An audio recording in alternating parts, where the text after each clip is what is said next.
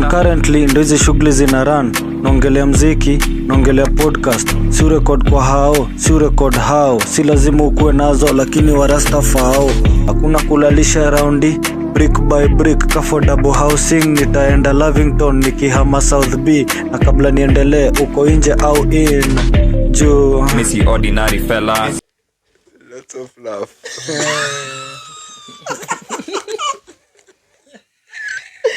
Aya. Wagwana da mkwaje? Agwan. Graffiti. Si record how, si record kwa how. Si lazima ukuwe nazo. Rastafao. Yes man, yeah man. Wagwan guys, episode 67. Tuko locked in. 68. 68. God damn. 68 bana. Hey manzeni god. Nilikuwa wapi na hizo zingine from number 1 hadi hizo. Number 1. Guys, leo tuko na mgeni. Atajiintroduce tuambie mbona hajai kuwa huku hadi 66. Sasa 67. Mbona 67? Why 67? Ya Jenny. Naitwa Adeno. Kipenda. First nadhani nafaa niseme kwanza, ama jamaa, imagine mimi ni neighbor wao. 67. It's like 67 weeks. Bana, So, hajai kuwa weekly. hapo. Weekly. You ni 1 year, 54 weeks in a You are not serious. Wewe si ndio ulikuwa umesema lazima kwanza tu bond vizuri for By the the next 67 years. Weeks. So by the mimi ni mtu wa kufanya na kulipwa ndo maana. Unalipa na exposure nini? Sasa tuko na budget ya guest. Wamefika bei. So Mr. Adeno, karibu HO, Humor Art and Opinions. So chenye utakuwa unaongea itakuwa ni opinion zako. Opinion matters. So uchunge ukichoma ama ni kuburn bridges. Chunga usitusi watu wa familia. Yeah. So guys, tumerudi tena and we are glad to be back. So tutaanza na Adeno, by the way. Unaweza tuambia more about you ama tuende to direct to the point?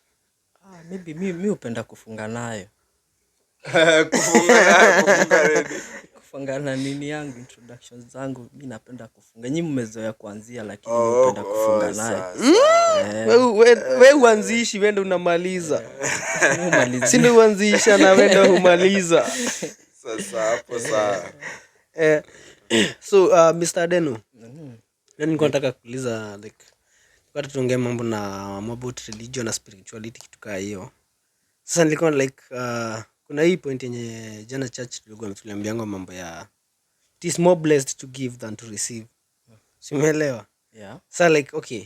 Hiyo like kwangu mimi niliona ikiwa na meanings mbili design yenyewe. The more una give, the more unakuwa blessed.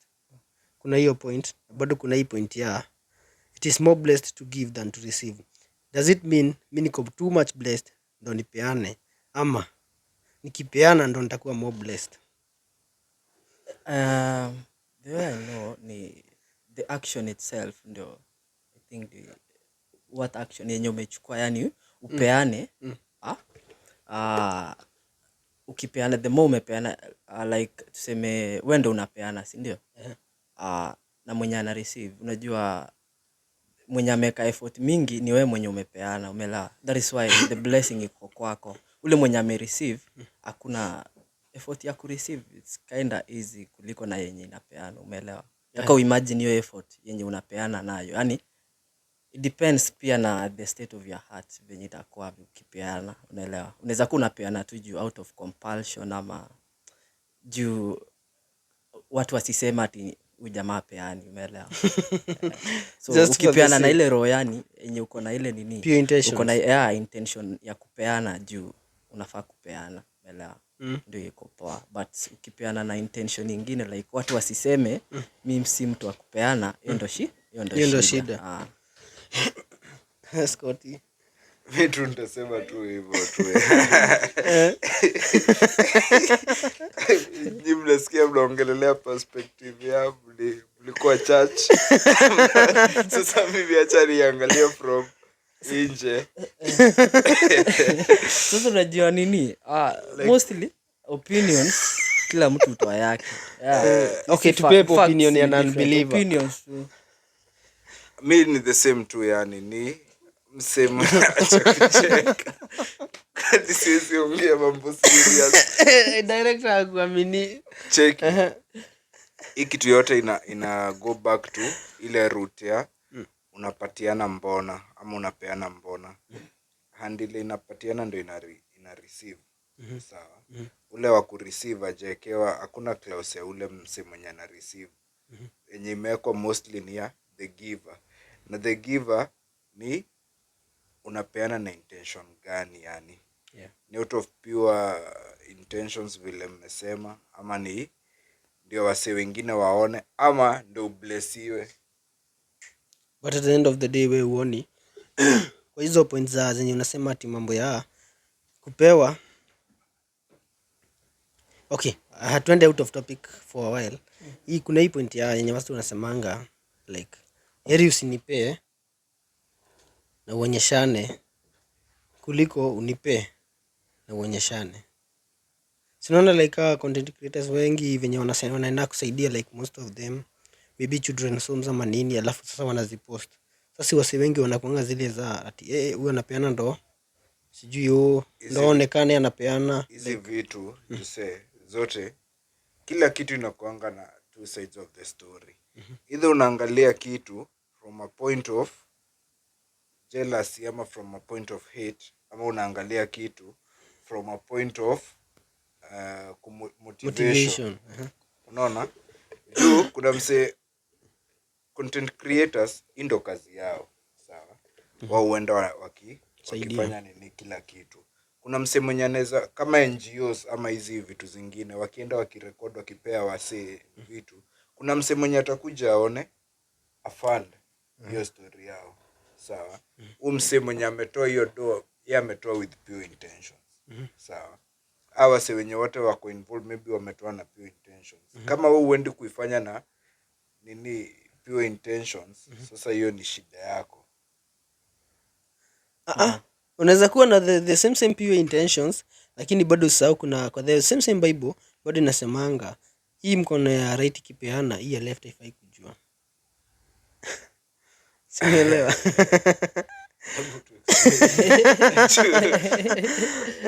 Bado kuna the same point yenye inasemanga hivyo. Hii mkono ikipeana, hii sijue. Sasa unajua kwa mtu ni kama like roho ya mtu inakuwa divided, so hiyo ndio shida. So like kuna ile time unapeana unasikia hii kitu singepeana, ni venye tu watu wameniona. Una feel like hata mimi najua niko na shida fulani though, but acha nipeane nitoke. So hiyo ndio kwa shida. Kama ingekuwa tu unajua inafaa ifike at state that mtu umefika, hati yako imefika ile yani unapeana bila hata yeye kufeel anything. Unajua ushaipata mtu mwenye of course ukiinteract na watu unajua umaenda kuomba mtu kitu alafu venye anakupea una feel huyu jamaa ako anadai kunijenga kitu. So kwa but kuna ule hata before umalizia kwambia wewe enda nayo hizi vitu ni nini, umeelewa? Kuna wase tu ni natural givers yani. Yeah. Na bado ndio upigwa kitu kwa hii dunia. Sasa dunia haikoangi. It's not for the weak. Good people bana usafa. Sasa si unajua kwa good kwa hizi streets. By the way kuna watu watakutumia. Utatumiwa vibaya sana. Juu watu watakuwa zile za lakini bado the si yule anapeananga enda kwake. Kitu hiyo ni bamba ni the same Bible usemaje? Kama umepelekwa kwa slave master wako, unafaa tu kuwa slave mzuri. Ndio njia zako zionyeshane You are worth it. Si pure intentions. Kuna vile inasemanga like yani ukiwa enslaved, be a good slave kwa nini sijui ni Peter ama ni gani inasema the same thing. Ukuwe nini kwa slave master wako ndio hadi wao waone hii religion yenu, huyu Mungu mwenye mnafanya nini ni different, kitu kama hiyo. Hebu kwanza niangalie basi, kusema vitu nikaa bado soma hiyo kitu. Mimi najua tu nini najua tu hizo za lender. No, a borrower ni slave to the lender. Ama unasema na ile perspective ya nika ile perspective ya like children you should obey your parents, na pia your parents you should obey your children. You should sijui nini to your children. Unaona? So bado kuna na the same point hapo kwa sijui slaves you should sijui kitu ka obey your masters. Bado nao masters wanaambiwa sijui wasi oppress the nini slaves kitu ka hiyo. Wacha nitumie perspective fulani najaribu unaona tuseme like let's talk in terms of pesa. So ukisema sasa pesa pesa inafaa kuwa master kwako ama wewe ndio unafaa kuwa master kwa pesa? Unajua wewe ndio unafaa kuwa master. Wewe ndio unafaa kuwa master. No. For me yeah. Like okay, let me use this term. Okay, ukwe slave wa pesa ama pesa ikuwe slave yako, umeelewa? Pesa si ndio inafaa kuwa slave yako. Wewe pesa inafaa kukuakia. So that means pesa inafaa kuwa slave yako. Sasa ndio maana unaona hiyo Kenya umesema about hiyo kuwa slave. Unajua in terms of human to human, so itakuwa another thing. So but pesa to human unaona is another thing pia. So pesa inafaa kuwa slave kwako, umeelewa? Wewe ndio wewe ndio master wa pesa, umeelewa? Hata nilikuwa nasoma Leviticus, nilipatana na point fulani hapo hivyo. Sikumbuki, I think ni maybe kutoka 25 hadi 27, one of the chapters ilikuwa inasema mambo ya ati wewe ukiandika like sasa unajua sasa inawa describing wao kama workers, inawa describing kama slaves. Ilikuwa inasema like sasa wewe sasa nasema okay, wewe ukidishi huyo slave wako ati sasa wewe ndo unafaa kuwa stoned to death, si yeye. Ati ukifanya nikaa sasa wewe andike maid alafu wewe udishi huyo maid, wewe ndo uko na makosa. Si wewe ndo uko na makosa, si wewe ndo umetake advantage of situation au msee. What if ilikuanga ni ile point yenyewe like upate like uliko kwa hiyo situation yenyewe ungejitoa. Okay, sikiza okay, na kwa hii point yenyewe si Joseph si alipoteanga kutoka kwa Potiphar's wife. Ni Potiphar sama si ni hivyo. So unataka kuniambia yeye angekulana na huyo bibi Anani, sasa huyo bibi Anani ndo angekuwa na makosa, sio yeye Joseph? Hapo nani of course hapo of course nini Joseph alikuwa slave of course. Ingekuwa imepatikana hivyo of course unaona kenye ile happen akufanya hivyo, but at the end alipatikana huko wapi? Kwa prison. Juu venye alisema unaona kenye ile happen hakuwa anadai kufanya hivyo, umeelewa? So unaona sasa after ime happen kwa huyu mama venye alimreport like amemfanyia hivyo. So unaona alienda kwa prison pia, hata kama okay, let me say this one. Kama angefanya hivyo, nataka ujue Potiphar ange make sure ukijana amekuwa king. Maybe either with my own understanding, maybe tu angeamua tu kumuua ule king mwenyewe, umeelewa? Juu the way bibi wake alikuwa na describe huyu jamaa venye alikuwa mohandi nini. So Joseph like alikuwa anadai ndio take over hii tuseme hiyo regime, maybe tuseme that time. So angekubali kufanya hivyo, ingekuwa another rule kwake. Sasa huyu jamaa Abraham na lidishingi maid wake. Sasa hiyo sasa yeye alifanyanga, unajua alingoja Mungu sana. Unajua alikuwa amepewa hiyo alingojaga Mungu. Unajua unacheka nini director? Of course unakoga nini nature ya mtu, patience kwa mtu inakuanga kitu kingine. Madem ni wabaya. Na si ndio hiyo. Sasa unataka kuniambia mimi nikidishi msee nimeajiri Yeye ndo ameniweka kwa the same position. Yeye ndo ameniweka kwa temptation. Sikujustify. Lakini niko zile za obvious. Yeye ndo ameniweka kwa Kuliko na mwenye umeona. Ni venye amesema mambo ya huyu alichoka kungoja. Sasa unaona venye aliambiwa atulie. Unajua patience pia kwa human nature inakuwa kitu tricky sana. Ungoje. Si unaelewa tu venye ukiambiwa ungoje inakuwa ngumu. So akaona by the way iko hapa hivi, mbona nisichukue hii? Nikingoja bado ile. Lakini ilikuwa another ni kama tu like alifanya tu makosa. Tuseme not intentional. Human nature tuko fond ya kuangukia tu mtego. Wasichana tena. Yeah. Wasichana ndio shida.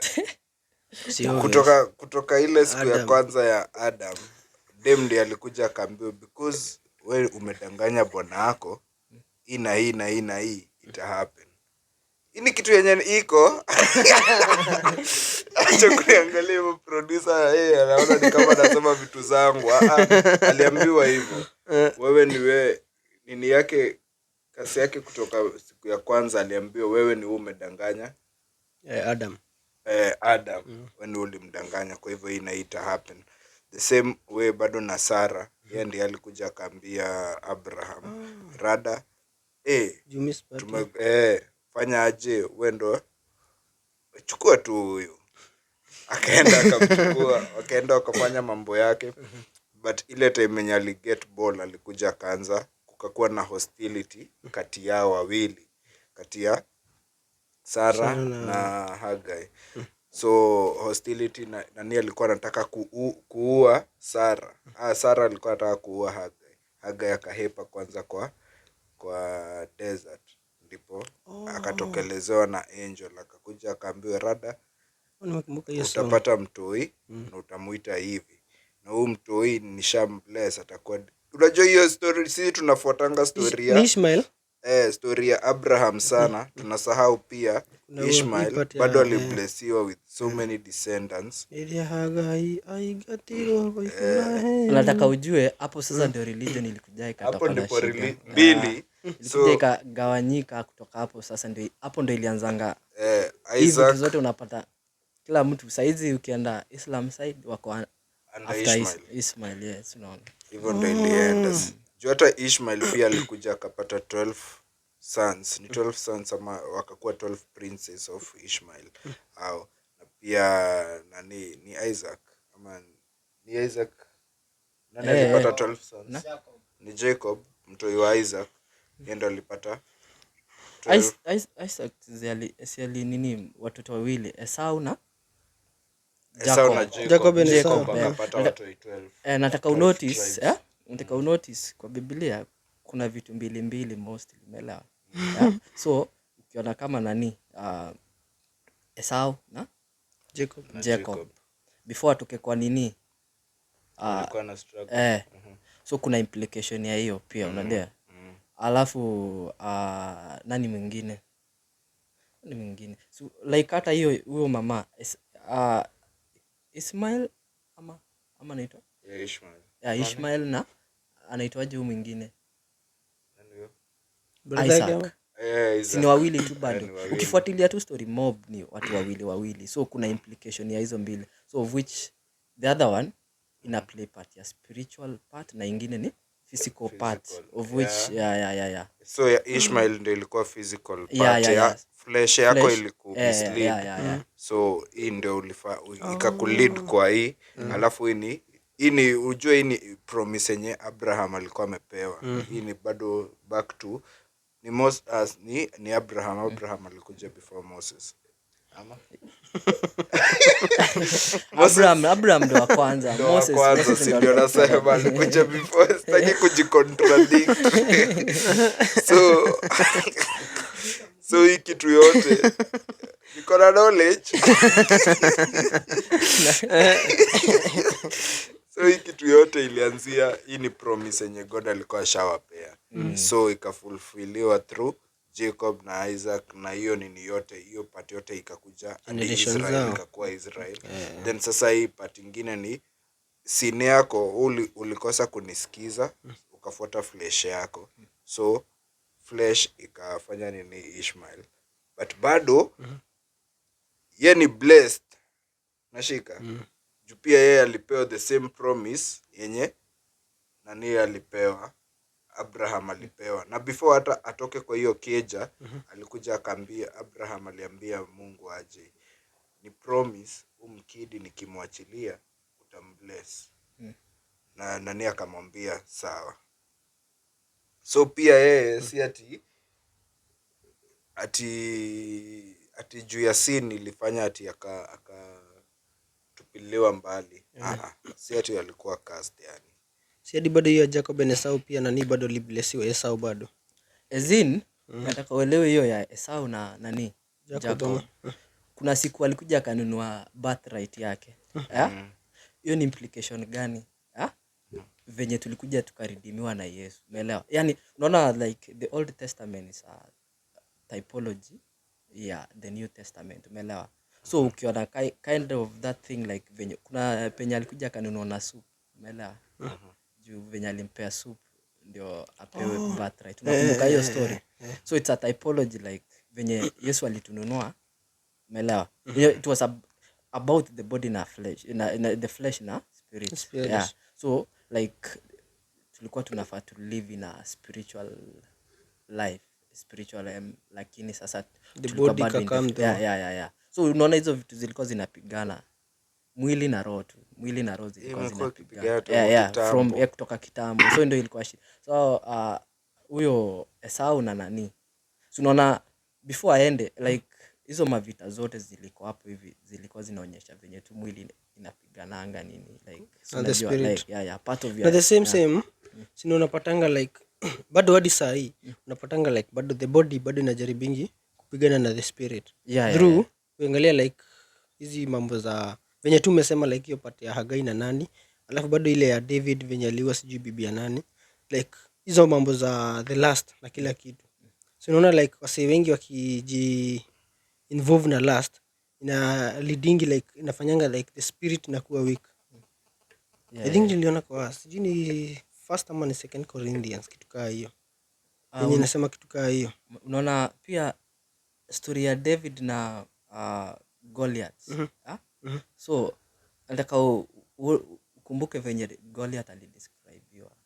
Yaani venye alikuwa na miguu kiasi gani? Akiwa mtu mkubwa. Yaani like ina describe venye flesh ya mtu inakonga very strong, yani in a way that like but venye David alipigana na yeye it was just a simple thing. So unaona. So at the end of it spirit haitakangi ati vita ama nini, it's just a simple thing, it's legality tu, umeelewa? Sasa unaona hizo vitu mbili tu bado zinafuatana. Saul na David, Goliath na David. So like hata hizi kuna Moabites manini, so ni manini hizi ni kama mademons zenye zinatusumbua saa hizi sasa Moabites. Unakumbuka hizo nini? Like unajua kitu moja kumbuka aje, tunataka tuende back to the drawing board. Sawa. Kuna Noah. Sawa. Noah kuna watu watatu. Sawa. Akona Shem, amna Jafet. Sawa. Kuna mtu mmoja alikuja akamwona akiwa uchi akaenda akaambia wasi wengine rada kujeni muone nini. Sasa zile Noah aliamka asubuhi, alikaa Sumkidi na hakumkase peke yake. Alimwambia unajuaje mtoi wako Kenan anaitwa Canaan. Mtoi wako Canaan atakuwa cast, he'll be a cast generation. Sawa.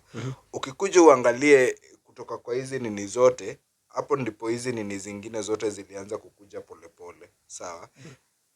Then kutoka kwa Shem, Jafeth na nini pia kwa sijui kama ni Shem ama Ham, moja wao kuna nini yao ina Africans tunatoka hapo. Yani si ufala bali tujue. Si ati bali kuna nini moja inaitwa Kush. Sawa. Nimrod Kush. Namjua jamaa like nini tribe yao inaitwa Kush. So hebu endeni mfanye nini? Sikiza, mi penye najua Mwafrika alitokea kwa Biblia ni msalaba wa Yesu. Unakumbuka nani? Simon of the Cyrene mwenye alibeba. Walisema alikuwa a nigger. Umeelewa? So a nigger always mostly ni black person. Yeah. Of course. Bible pia ilipelekwa letwa Africa na Ethiopia. Of course, Ethiopia. Walipatana na Philip disciple wa Yesu. Unajua sisi vitu mtu akiongea na kaanga ni kama stories za chapa, lakini baadaye iko ina mix. nataka leo mkienda after sasa meanza kuriwatch kitu jameni. Mkae na pen na karatasi, kila kitu kenye nasema mwende mconfirm. Eje mtaona kila kitu. Pen ya nini? Si ni Bible tu unafungua. Kwanza ile nini ya kwanza yenye nilikuwa nimewaambia, acha kwanza ni prove na hiyo kila kitu. Hata by then nilikuwa hiyo lazima tungesema. Colossians 3:2 inasema slaves obey your earthly masters in everything and do it not only with the eye is on you and to carry favor but with sincerity of heart and reverence for the Lord. Ephesians inasema instruct slaves to be obedient to the human master with fear and trembling, serving wholeheartedly as if serving the Lord, knowing that whatever good they do will be rewarded by him. Nasikia? Advise slaves to subject to their masters, to try to please them and not to steal from them but to show they can be fully trusted. To please them. Hizi zote ni New Testament, si Old Testament. Yeah, hiyo ni Zote. To please them. Sasa unaona watu wanatumia hiyo part ya please them in a negative way. Unajua pia slaves ile time yenye nini ini ingine. I'm about to drop another bang. Time ile ya slavery tuletewa Bible, but Bible ilikuwa imetolewa hizo mambo za Exodus na nini. Ile story ya Moses about kutoka Egypt na nini haikuwa Israelites. Aya. Haikuwa ngapo. so many history. historia. Hebu kwanza tu confirm. Last episode I think ilikuwa Mrima Vibe podcast. Huyu jamaa alisemanga ati Old Testament haijaiongelea mambo na hell. Is it true? Kuna mastori mimi Hata nilikuwa nikuuliza the same thing. Sasa hebu tujibu tu. story na hell. Hell. Sasa nitumie hebu nikumbuka certain story. Unajua mostly story fulani zenye ziko Old Testament. Like for instance nikikwambia kuna majina za watoto wa nini? Adam, unakumbuka majina? Inaelezea about inaitwaje? Kutoka Yesu asaliwe. Kuna jina meaning ukienda the meaning na Hebrew ama Greek ukienda kunini kufuatilia kuna venye inamaanisha, yani about unaona venye ili happen kwa Yesu zote hizo majina inamaanisha hiyo, like before watu wako wanaelewa kitu yenye inaendelea kwa hizo story Mungu analeta. Unaona venye aliapia kwa watu, like Mungu angekuja tu na aseme mimi ni Mungu before aonyeshe like niko na powers gani, like for instance ukizaliwa mtu akuja akwambie mimi ni Mungu, utakubali aje? So lazima aanze upya, aanze na mind yako venye mtoto roho anaanza akiwa mdoe hadi abonge, aanza kubonga. So lazima anzishwe like ABCD hadi ajue. So venye Mungu unaona like hata hizo stories za Exodus like ona before wakuje kutoka Egypt, si before watoke Egypt walifaa waende huko, unaelewa? So kuna 7 feasts zenye inakuaga ime happen kwa Old Testament. Unajua the 7 feasts Jose unajua? Ndio umesema so asikumbuki hata moja. Ya Israel wana practice hizo zote, unaelewa? 7 feasts. Na ukifuatilia hizi sasa venye theologians saizi wanafuatilia like wanafanya hiyo maths venye Mungu anarudi lead, umeelewa? Mostly kuna kuna study ya eschatology about the times, yani end times. yeah. So ukifuatilia wakaenda na nini feasts. So feast ya kwanza inakuwa gani? So unakumbuka tukisema old na new, kwa new ni the sacrifice ya Mungu. Unakumbuka before waende nini? Ile covenant walikuwa wanafaa kuweka damu kwa nini? Ile ya lamb, the lamb to nini kukata the lamb na waweke kwa mlango. So unataka kuona Yesu hapo? Unajua hiyo damu ilikuwa inawekwa aje? Juu, kando na kando. Hiyo inakupea picture ya nini? Cross. Umeelewa? Hapo ushaona Yesu already, the first. Umeelewa? So the first ilikuwa hiyo ya covenant, hiyo yenye alimekio covenant nini? Hiyo blood, kushed hiyo blood ya lamb. Yeah. Ya pili ilikuwa ni feast ya, hebu nione alafu niku explain yeje. Najua but in order ndo shida. Nakueleza. Net ya iko? Wifi dhiki imepotea. It is ngori. Net dish deck wapi? Ni white nje yako.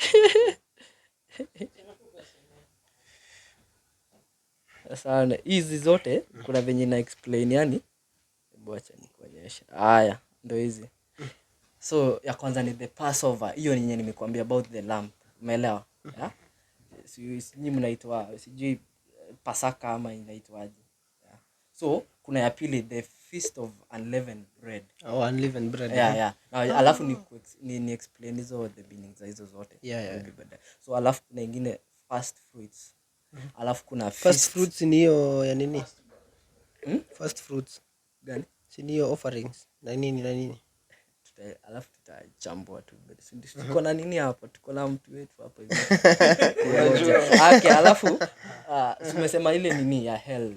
Tunajaribu kutoa venye hell iko kwa Old Testament. Unaelewa? So niko ya ine feast of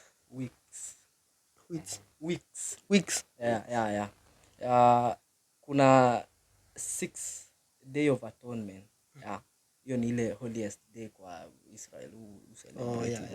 Feast of tabernacles. So ya kwanza nilimwambia the Passover. Hiyo ilikuwa implication ya damu ya Yesu, mela implication tu ya Yesu kusulubiwa, alafu nini. Alafu kuna hiyo sasa ya feast of unleavened bread. Nataka sasa tuanze na venye Yesu si alisulubiwa. So after kusulubiwa ni nini next? Resurrection. Death, alafu kuzikwa. So unaona kwa hii feast of unleavened bread.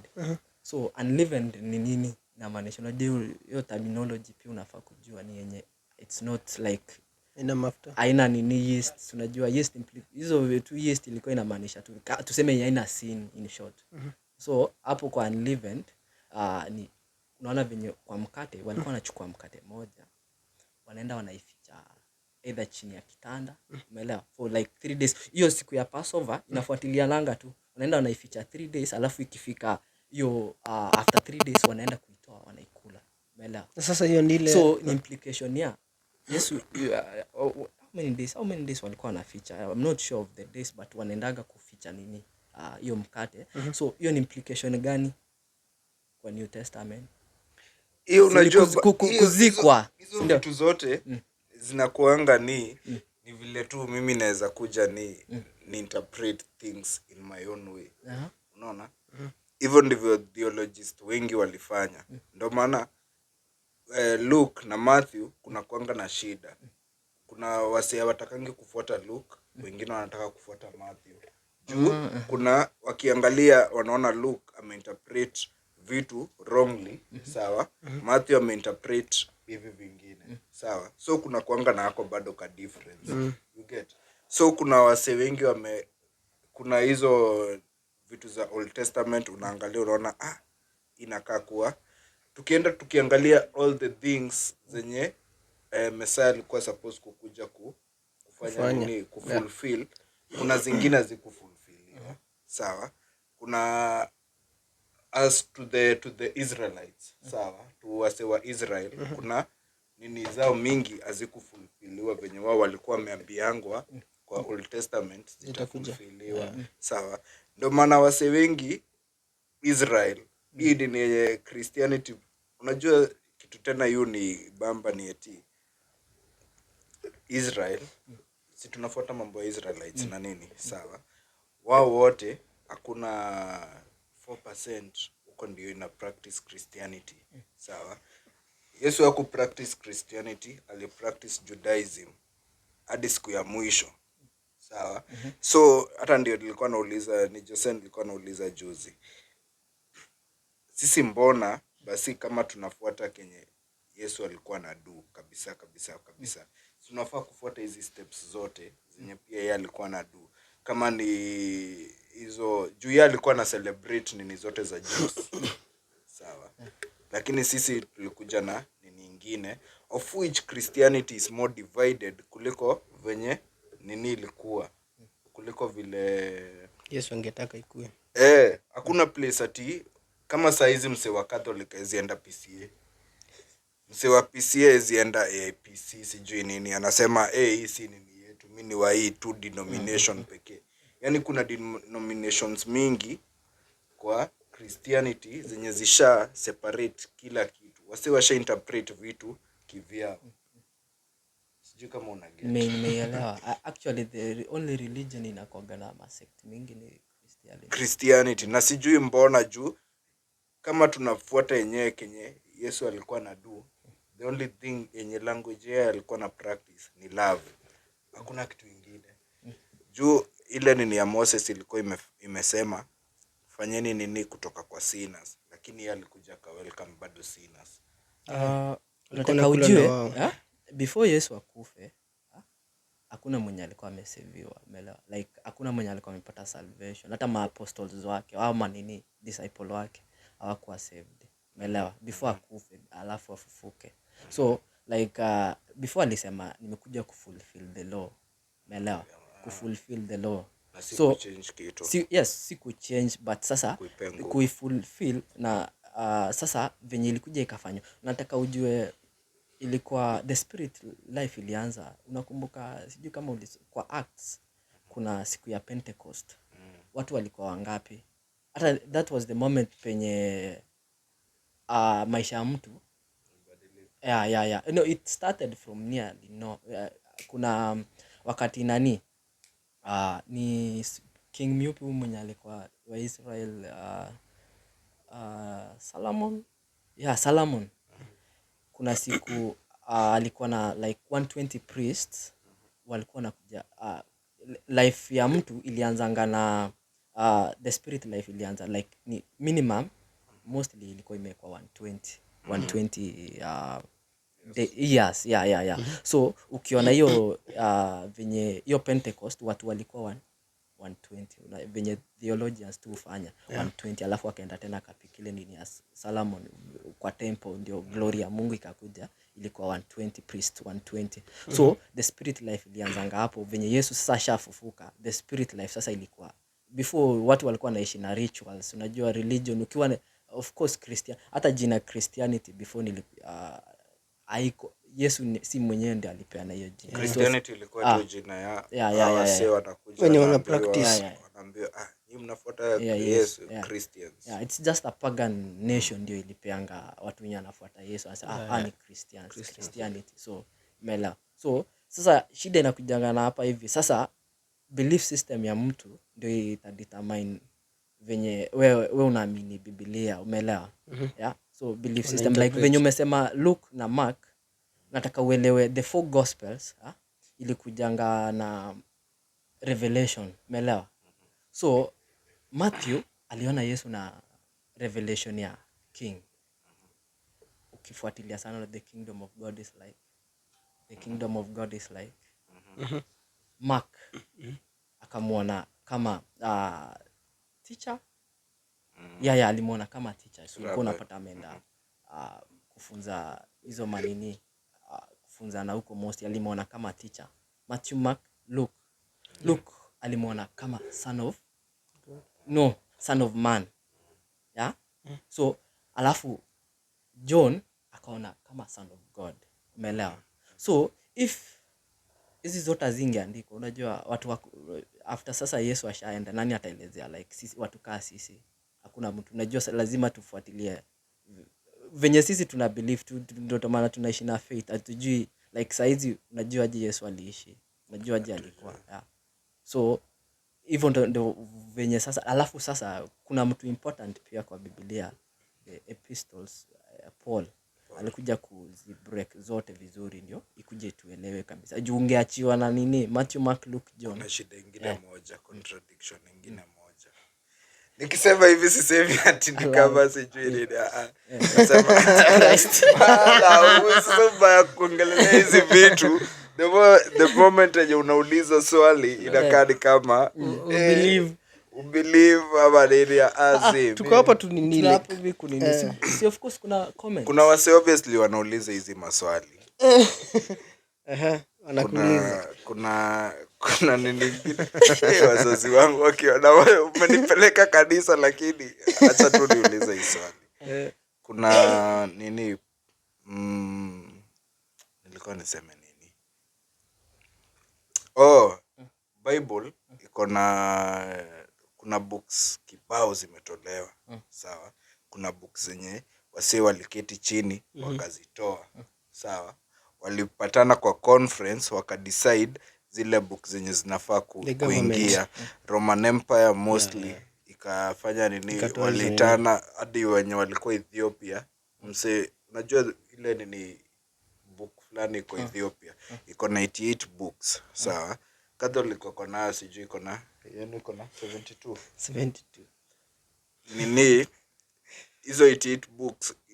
Ethiopia haikuendanga conference, haikuendanga hiyo conference. That's why they held hiyo kitabu wenye wako nayo. Sawa? Hizo zingine walienda wakaketi chini wakasema inafaa kutolewa.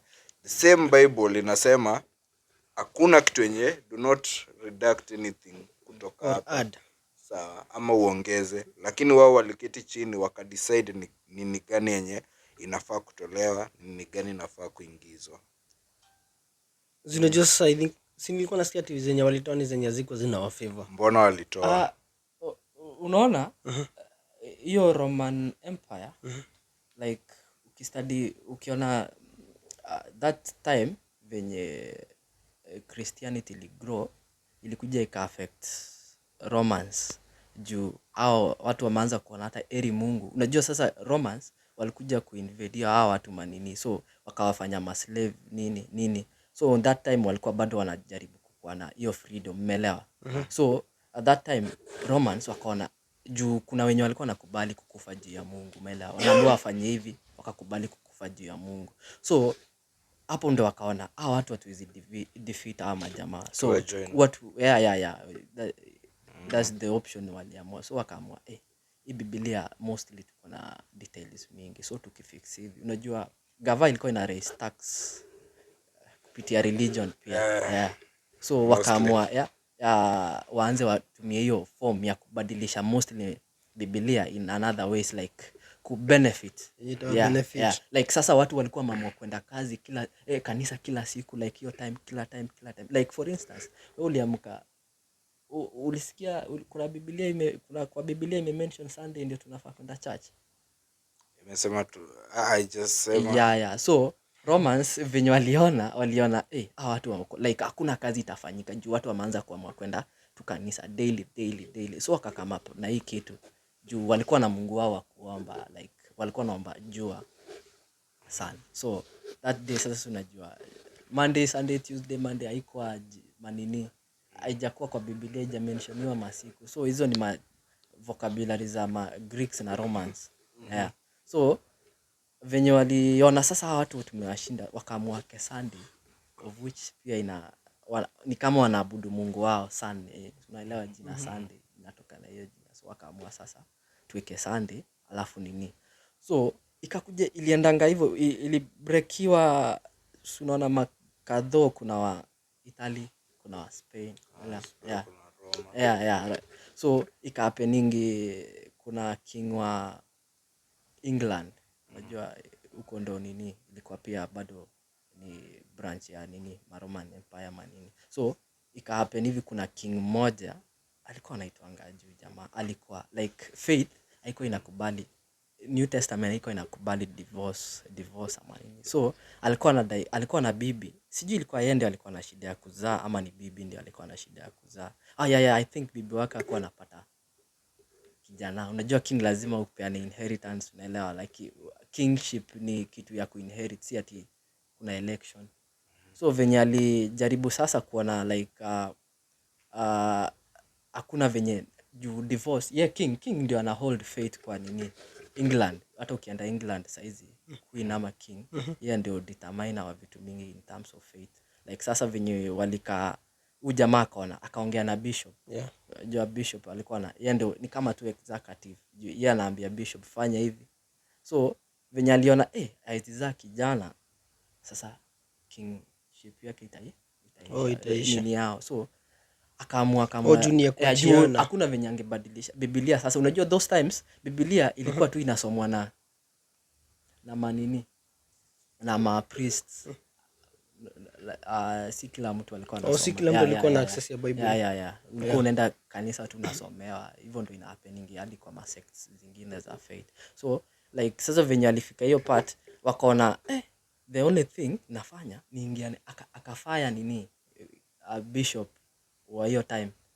Alafu waeke mwingine mwenye anakubali juu bishop mwenye alikuwa amekataa kubadilishwa hiyo ya divorce, ati yake divorce iko kwa hii religion. Divorce unajua imekataa divorce accept ni infidelity tu bibi amem so hapo unafaa ku write down but those time hakuna venye angepata hiyo nini legal access ya ku divorce huyu mama.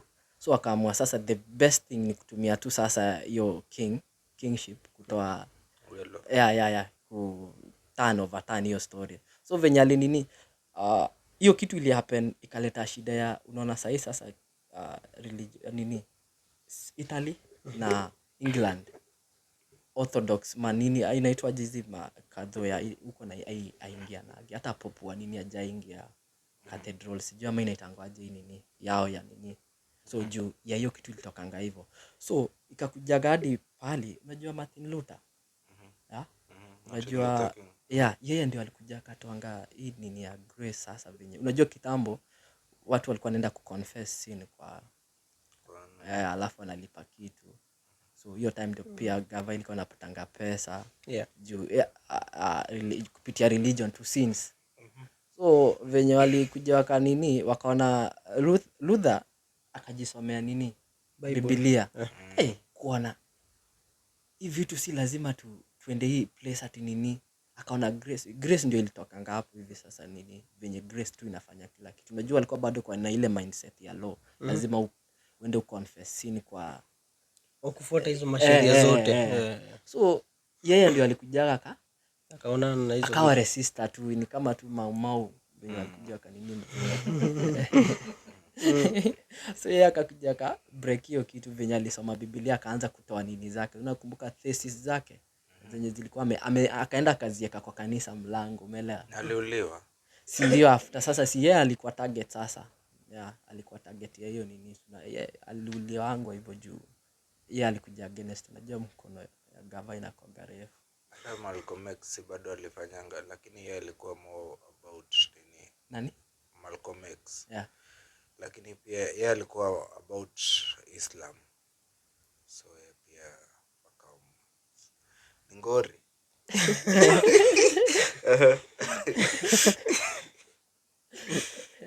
Jose mbona ubongi?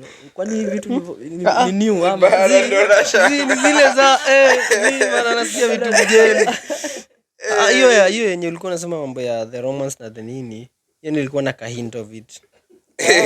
Tunafaa zingine mnasema sio ndio maana unaona venye romance ilikuja ka break hadi ifike Kenya ifike Afrika si ilikuwa tu kushare hiyo nini yao.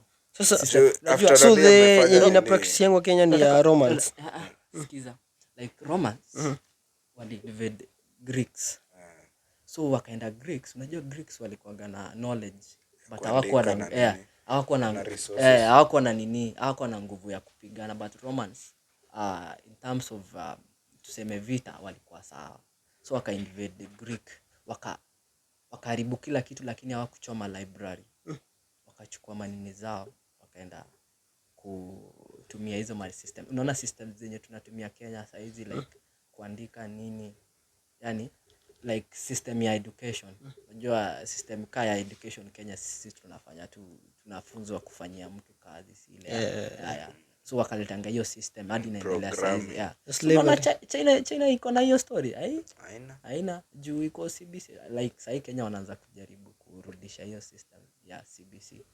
So hiyo time tulikuwa wanajaribu tu, walikuwa wanakujia slaves Africa of course. Maana unafunzwa uende ufanye kazi mzungu.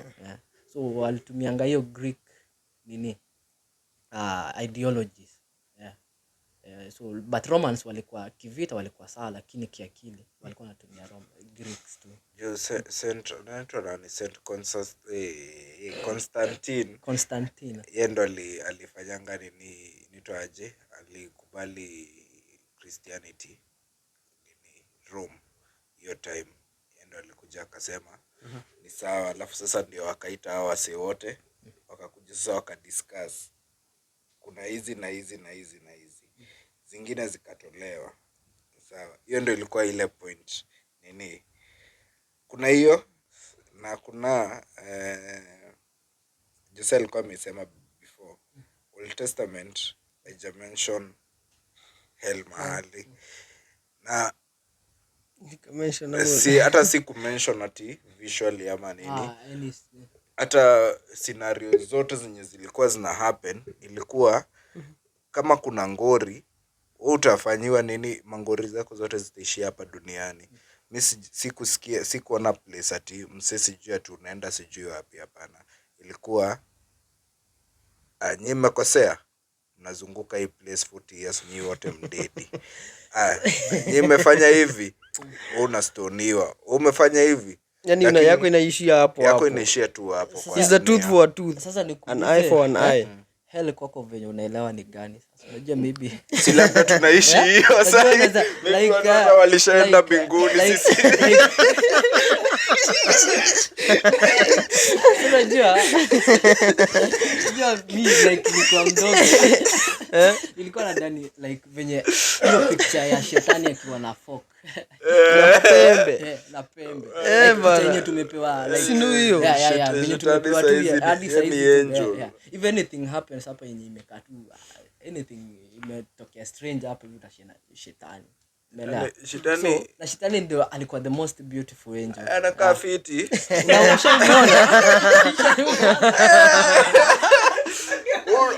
Unajua bado kwa hakuna place yenye ilisema atumse alinyang'anywa glory yake. Hakuna place imesema hivyo. Ilisema alipelekwa wapi? Chini. Sawa? So nini zote alikuwa msanii. Alikuwa mdisa, kwanza alikuwa mdisa, yeye alikuwa leader wa worship huko nini Sayun. Sasa hakuna place ilisema ati alinyang'anywa hiyo glory yote wapi. So yeye bado wako hivyo.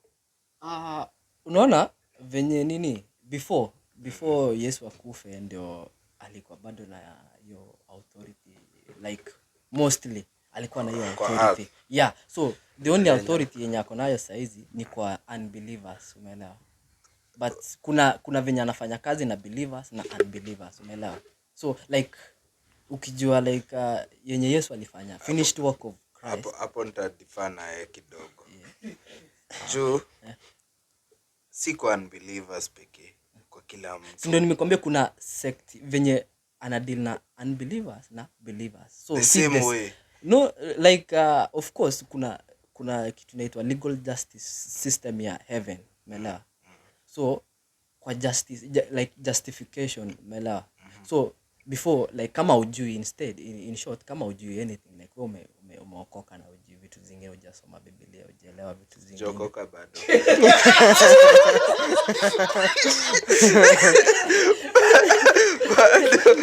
I guess nilianguka lakini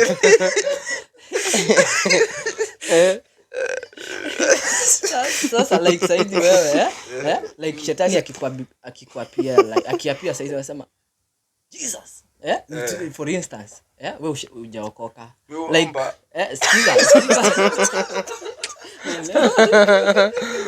like unakumbuka kuna story fulani ya wale sons of Sceva kwa Biblia venye walicast demons venye ili respond like Jesus I know, Paul I know.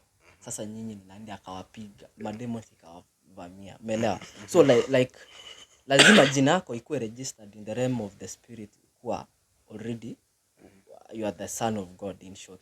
Tuseme lazima ikuwe registered huko. So like shetani akiamua kukuapproach hata kuapproach ukiwa ushaokoka haizi kuapproach kwa spirit yako.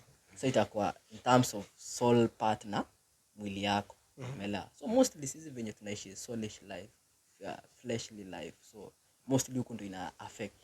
So kama ujui, of course shetani yako na idea, ako na jua Biblia yote, so wewe ujui Biblia, so anakuja na kufanya nini?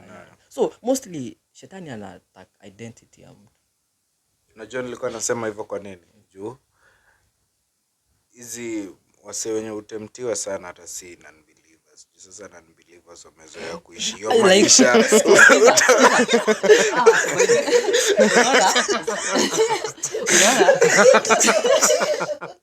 Anaja nao. Sikiza like nikwambie kuna siku yenye Pharisees na manini wali approach Yesu akamwambia like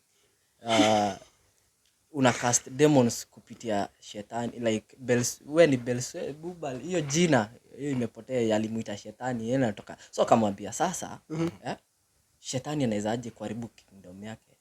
Ni cast out demons kupitia kingship ya ushetani. So anamaanisha like sasa like umesema shetani anaga shughuli na wenye unbelievers sana wako after hour. So like kama au affect program yake, mbona si ndio sasa nasema like wewe umezoea kuishi maisha sasa huwezi temptiwa na like wewe kila kitu saizi kama tuseme wewe huja kwa believer kila kitu kwako iko normal. By the Jose umesema ataokoka leo ama aje? So ni disciple Jose. So disciple lost sheep.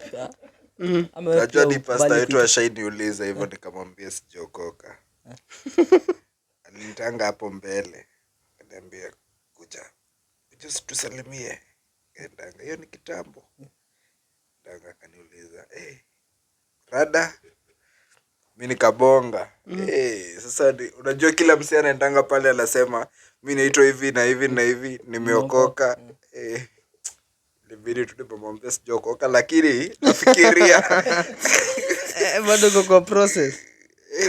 Juu as long as usha make your decision, the life yenye unafaa kuwa unaishi hapo mbele ni a totally different life. Na get ni kama saizi uchange kutoka Christianity uingie Islam, sawa? Ama uingie any other religion. Unafaa kuwa umetoka hapa, make sure una adhere kwa hizo rules zote za Islam. Juu hakuna msemo mwenye amekuforce kufanya hii kitu, unaona? So kila kitu yenye unafaa kufanya after hapo inafaa kuwa kitu yenye inafaa kufanyiwa. You get? Na mostly Christianity kuna inatupeanga, nilisikia msemo mwingine akisema inatupeanga nini ya ile bracket ya kusin sana.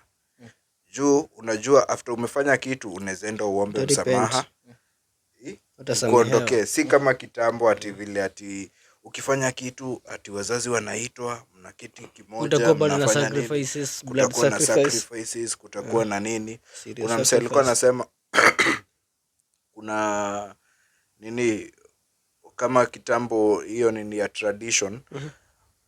Msee ukienda upe demo mwingine ball alafu maybe hujamuoa, familia zitakuja ziketi, lazima mbuzi fulani zitolewe, lazima mbonge. Yani kuna process ni refu lakini saizi ikuangi hivyo, unang'am. So inatupeanga ile ya wewe ukifanya kitu jioni naweza enda ni repent na hiyo mambo iishe. So hata msee anaweza ishi maisha yake vibaya kwa hii dunia, alafu ile siku ya mwisho yenye ana dedi aombe msamaha na mpatane na yeye huko. So sasa sikiza hapo sasa ndo na nini hapo like unajua kwanza dada ujue life si tu ku breathe in na ku breathe out, it's more than that. So venye unasema unaweza kubali Mungu, yes, at the last minute. Sasa nadai ujue si mimi nasema no. mimi naishi maisha fiti. Una sleep for others. So like nataka ujue kuna life beyond this physical part. So ukienda huko mbinguni sasa unajua kila mtu atakuwa na reward. Tuseme sasa like after umekufa, unajua unafaa kujua pia after umekufa ni nini imehappen. Unajua mostly naweza ulizia mtu anasema si mimi nikikufa naenda mbinguni kama umekubali. So huko sasa unajua kuna another like ukiona like kufufuka ni mara ngapi, nikuulize kwanza kulingana vile venye unaelewa ni mara ngapi? 2 moja si ndio hiyo moja. Una after umepass kuna ile Yesu akikuja unafufuka ama si ndio nimeuliza tu swali moja. Sio second life, inaitangwa second resurrection. Okay, tuseme una resurrect mara ngapi wewe? Moja. Si ni moja ama ni 2? Na Jose. Mimi sijui hiyo Hakuna part reincarnation na Jose. Hakuna reincarnation. Hata mimi nilikuwa nauliza. Sasa like Jose na wewe venye unafikiria venye utaresurrect mara ngapi? Service ni mara moja. So ni study na nini venye itakuwa like so umaisikia millennium age 1000 years. So like kuna resurrection yenye ita happen kwa non believers wenye wamefufuka wako wameamini Mungu, alafu kuna resurrection ya wenye walikuwa wamekubali Mungu.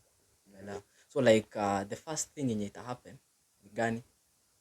Wenye walikuwa wamenini like the 1000 years yenye umesema hiyo millennium. So like resurrection yenye ita happen kwanza hii rapture nini hiyo venye unajua hiyo ni ya kwanza, like wenye wako na nini na Mungu wana resurrect kwanza. Umeelewa? Hao ndio wana resurrect kwanza. The non believers wenye walikuwa wamekufa wenye hawajanini wanabaki, alafu wengine wenye walikuwa wamepatwa wako wanabaki. So that moment kuna hiyo 1000 years yenye nini Yesu atarudi dunia for like 1000 years, like ata proof sasa sisi wote tuone yeye ndio alikuwa king venye alikuwa anasema. So akisha rule kumaliza hiyo sasa, then kuna ile sasa ataachilia hiyo. So unakumbuka hiyo kuna story yenye nasema mtu atasema mawe iniangukie iniue, lakini mawe itasema siwezi angukie ukufa. So that time itakuwa the moment which presence ya Mungu itakuwa within huko, na like uvucha hakutakuwa na ile option ya kusema sasa nisamee nifanye nini. So that time itakuwa time ya kulia niseme unajua inaitwa kuna hii jina abomination. Tribulation and abomination. Hiyo tribulation ndio itakuwa na mastori sasa, hiyo venye watu watakuwa napita nini. So of which wenye wako believers walikuwa resurrectiwa na waka nini. So sasa kwa kuna wase wenye wataenda mbinguni bila kujua. Yaani bila nyinyi kujua. No. Mimi niko kwa hiyo crew.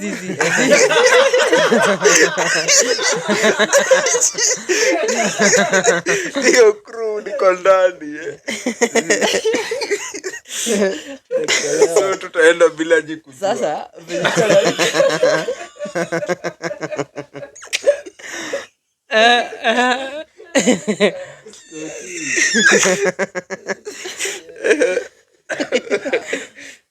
so venye sasa hao watu tu majamaa sasa wenye washaresurrectiwa washaenda na Yesu. Nakumbuka kuna the new heaven na new Jerusalem yenye itahappen, unajua. Yeah. So hiyo kwanza ni the old earth ita demolishiwa, ita destructiwa hiyo time sasa venye shetani atakuja rule.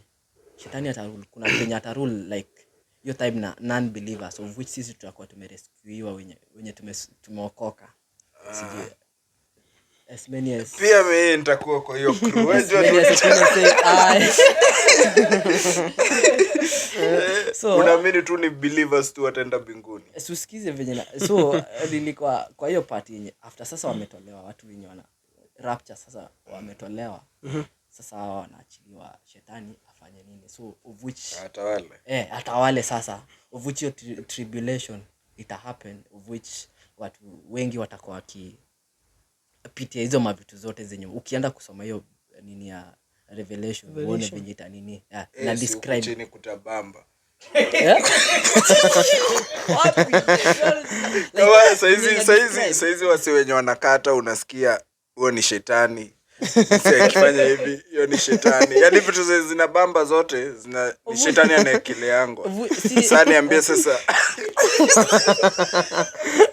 Escoti. Wanaacha all the fun huku chini.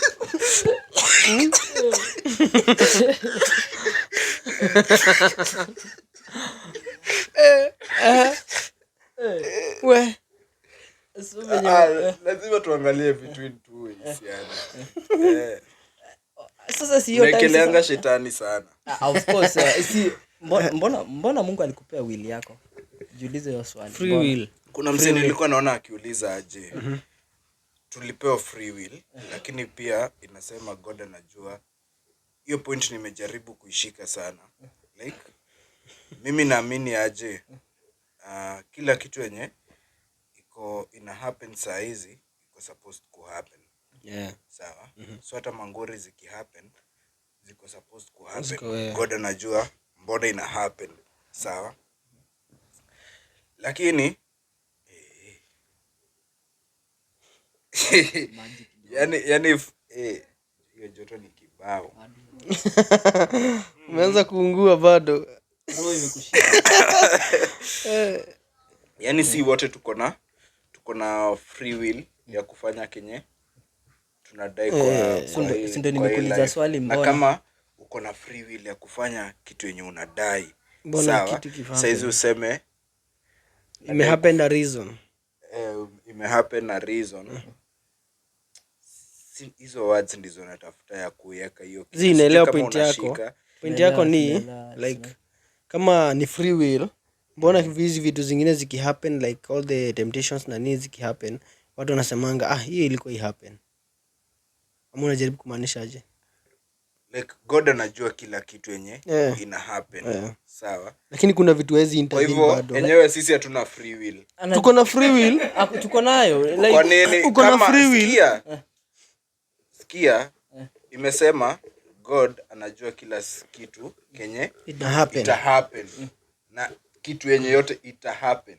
Sawa. So anajua nitasini. Sawa. Anajua hii kitu nitafanya. Anajua nitadu hivi na hivi na hivi na hivi na hivi na hivi. Sawa. So in as long as hata nifanye anything kwa hii dunia, nitakuwa tu naishi kwa hii script. Sawa. Ni script tu. Hata nikijaribu kwenda hivi ni kitu yenye ilikuwa supposed to happen. Hakuna free will yenye niko nayo yani ya kufanya hii ni kitu yenye ilikuwa supposed to happen. Na God mwenyewe anajua nitafanya hii kitu. Yes, na dai ujue, yes. Mungu amekupea hiyo will out of love. Juu kama nakupenda na nikuwe na kuforce ufanye kitu, that is not love. Nikuulize aje. Unajua umekuja umenipea free will. Sasa tuseme ni wewe umenipea free will. Umeniambia naweza enda hivi na nienda hivi. Lakini hii kitu hii system yote ni wewe umeiweka. Ni vile saa kama saizi wenye tuko kwa hii system ya governance na nini, ita lead to into the same problem. Sawa. Hata tuchague nani ama nani. The same thing. Sawa. outcome ni the same. So hapa umewekwa tu kwa njia hivi, outcome inajulikana. So hata uende hivi na hivi na hivi, hakuna free will yenye iko hapo, ni script yenye unaishi tu hivi. Ama ni mimi sishikanishi. Of which like unadai ujue decisions zenye una make with a determined like God mwenyewe hawezi kumake a decision, umeelewa? Like every day decision yenye una make ndio ina determine destiny yako sasa, umeelewa? Like Mungu is the creator of all but savior of some. Si wote ndio wataenda. Anajua, yes of course venye umesema kila kitu yenye ita happen. Yeah, but amekupea hiyo decision like wewe sasa you don't know, ndio maana akakupea hiyo picture like nini ita happen kwako. Alikuwa anajua Adam na Eve wata Of course, yeah, of which ukiona kwa Revelation, before the foundation of the earth the lamb was laid. Umeelewa? So of which Yesu alikuwa shasulubiwa kitambo before hata foundation. Yeah, juu alikuwa shajua what will happen. Yeah, ilikuwa yeah, already. Yeah, before something happens physically, lazima ianze the realm of the spirit. So huwa ina happen kwanza kwa the spirit side, alafu kuje kwa nini physical. Umeelewa? Sasa I think kuna hiyo point ya yenye unasema like anajua lakini anajua lakini vitu vyote zenye unafanya anajua kila kitu utafanya, si ndio? Sasa ni free will. Ukileta hiyo point ya Adam na Eve, alikuwa anajua watasin lakini obvious maybe ange intervene. Sasa si hiyo free will. Sasa wewe choose for yourself between hii ama hii. Obviously kama anajua kila kitu kenye ita happen, of which anajua kila kitu yenye ita happen, hakuna venye Adam na Eve wangetokelezea historia yako. Nataka uelewe will venye iko. Nasikiza. Nataka uelewe will ya mtu venye like aliweka kila mtu kuvi, alafu unajua ukiishi na will yako ama ya Mungu, so ita depend na wewe. Ukiishi na will ya Mungu like nadai ukumbuke Yesu alienda kusulubiwa. You could not find him resisting anything. Alikuwa anafuatilia tu. Alikuwa anaenda tu akiambiwa afanye hivi anafanya. Like all things hakuna penye haikumshinda like apotee kama Mungu, umeelewa? But alikubali tu, alienda na will ya Mungu yeye mwenyewe. Hiyo ina explain tu will. Ukisarenda will yako iende kwa Mungu ndio yako. So explain vizuri. So wewe ukienda na will yako, of course of which sisi tunaishi na flesh tu, sisi tuna nini hata ukienda na ya Mungu, ukienda na ya Mungu ndio the same way na hii yenye tumesoma ya slaves wanafaa kufanya nini to their masters.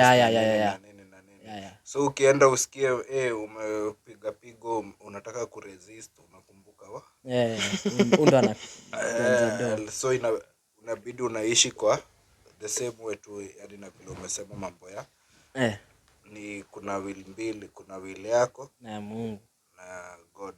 So ukikaa kwa will ya God obviously hauta nini, hakuna pali imesema ati things zitakuwa smooth. Obviously zitaikuwa smooth, lazima uende hivi, but uko guaranteed mambo itakuwa fit at the end of the day. Life nayo kwa na nini mambo, so it depends tu venye utaishi nayo. Unajua choice iko kwako na you don't determine the consequences. Kuna wase walikujanga kwa hii dunia kusafa. Kuna wase walikujanga ule wa kusema born to suffer. Si hata born to suffer, hapana, si hivyo. Kuna wase waliletwa kwa hii dunia kusafa for a nini,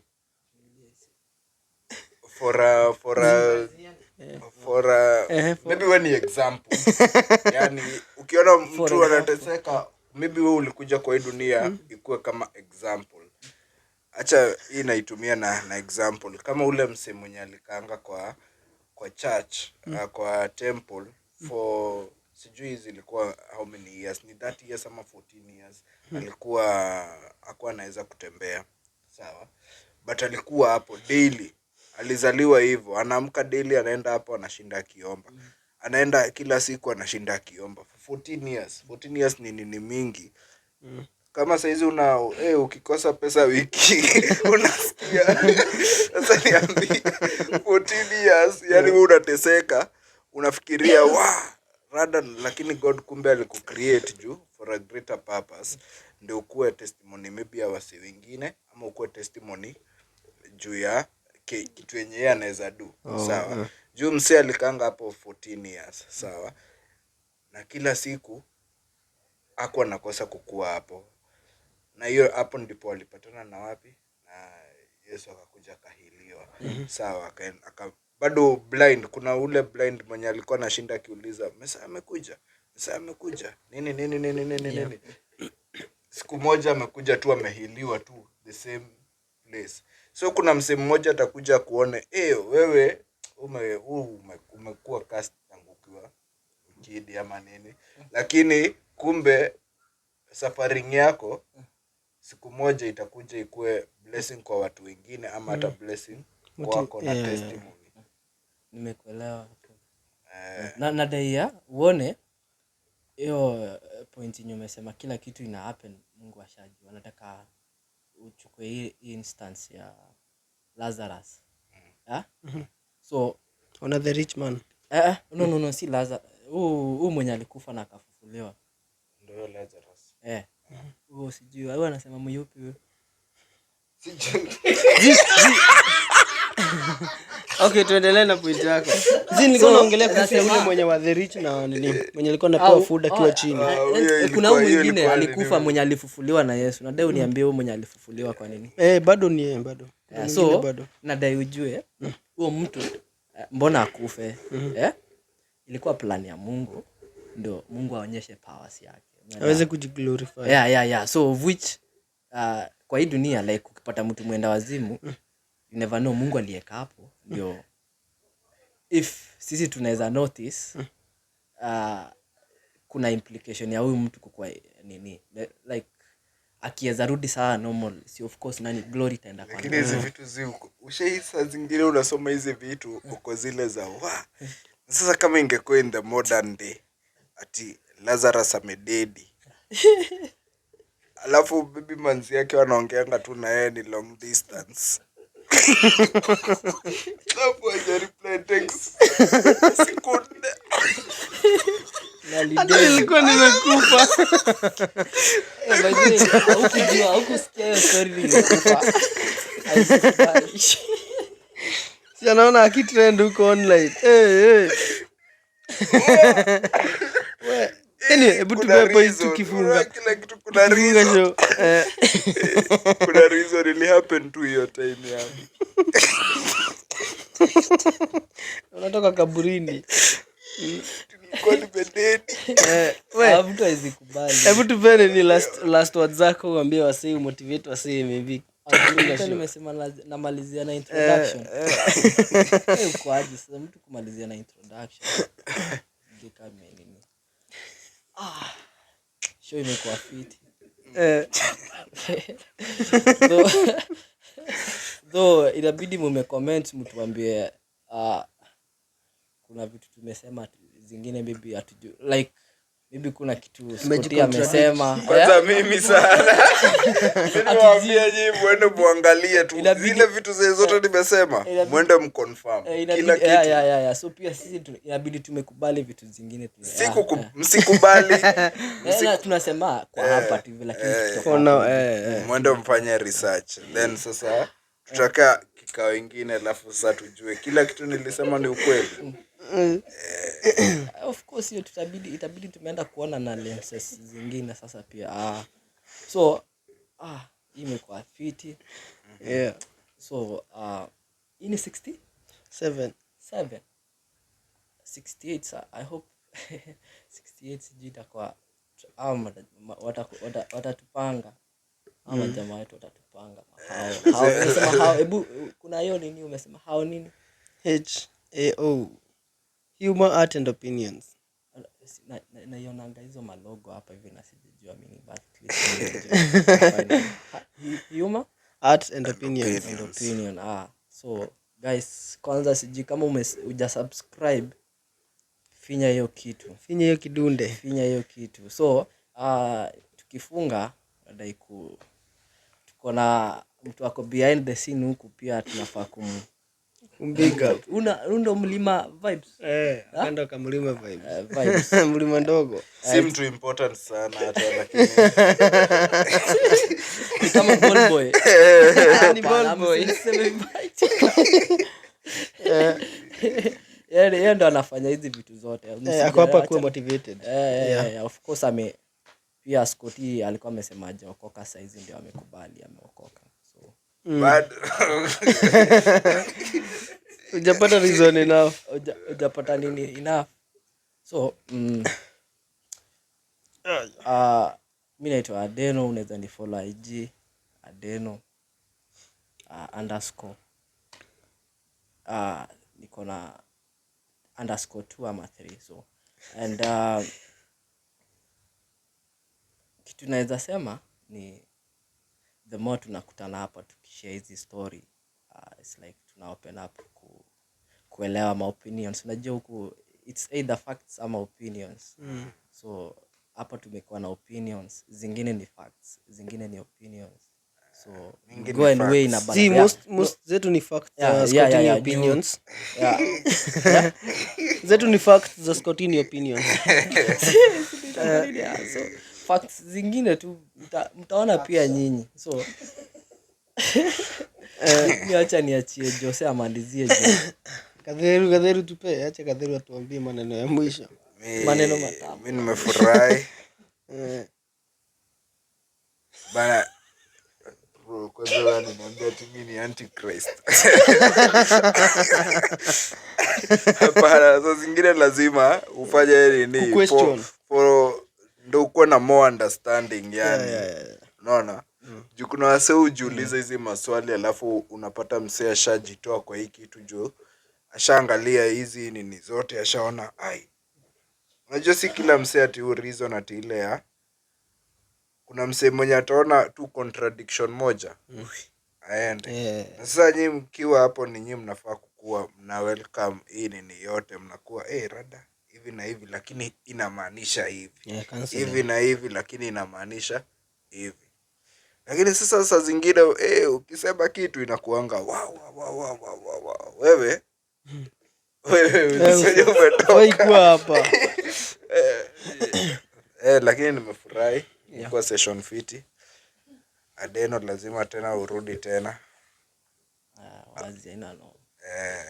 Ni follow hapo IG clean for real _1 ama 2.